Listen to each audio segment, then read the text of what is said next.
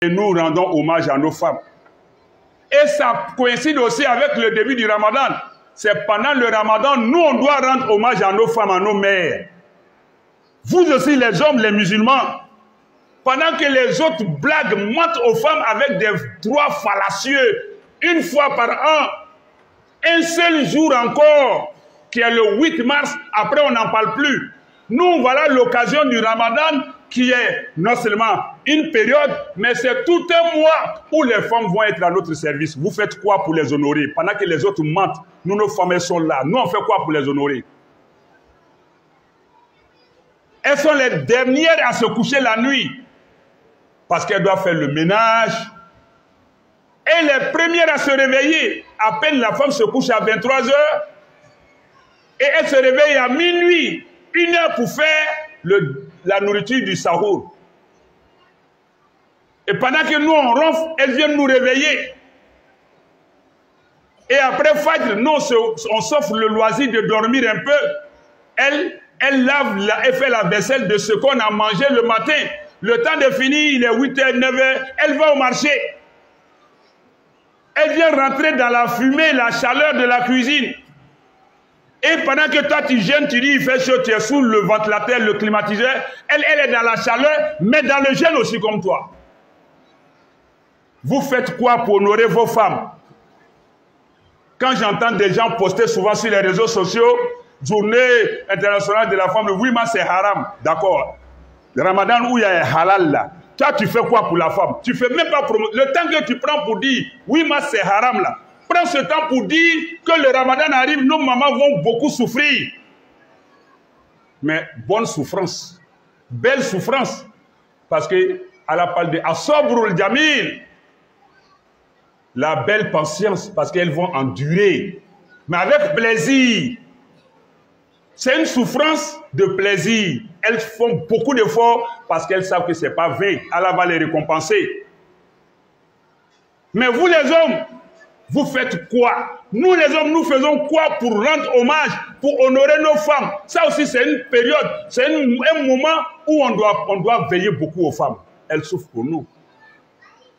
Aujourd'hui c'est Journée internationale des droits de la femme. Quel genre de droits? Et puis quand ça passe, il n'y a rien. Inégalité des salaires, on voit les féministes ici, les quoi ici. Ça, c'est du verbiage. C'est de la comédie, c'est du cinéma. Parce qu'après ça, les mêmes droits qu'ils prônent pour les femmes sont piétinés, sont bafoués. Mais c'est dans l'islam qu'il y a la vérité, il y a la réalité. Parce que ça vient d'Allah. Voilà le Ramadan qui va venir. Nos filles, nos sœurs, nos mères, nos épouses seront éprouvées. Il y en a même pendant cette période de Ramadan encore, on leur menstrue. Dans la douleur de cette menstrue, elles vont faire la nourriture pour nous quand même. Et puis nos jeunes, après le Ramadan, elles doivent rembourser ces jeunes-là seuls.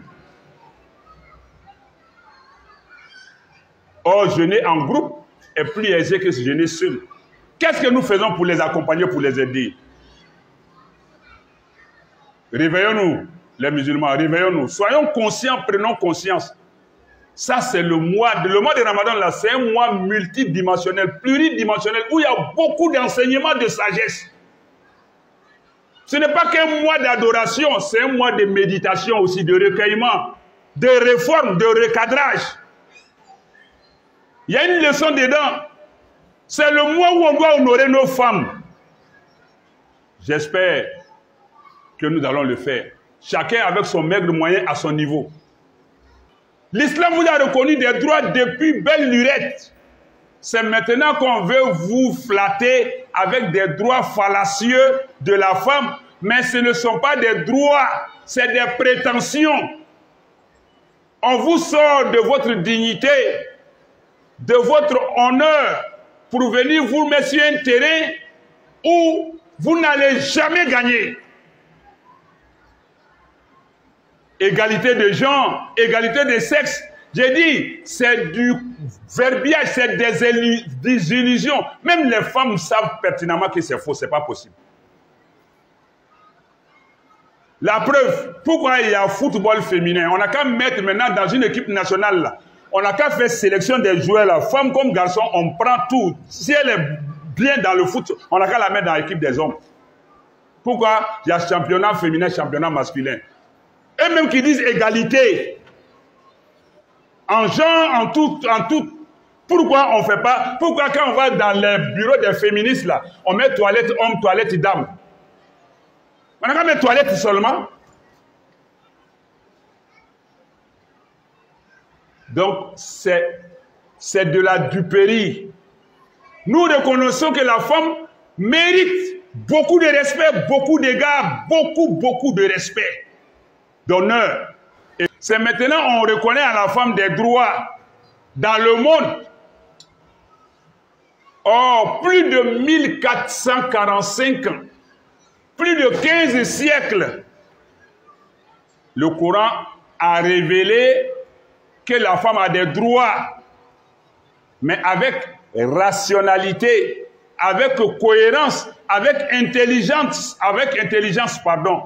L'islam a conféré à la femme, a reconnu à la femme, a défendu les droits de la femme.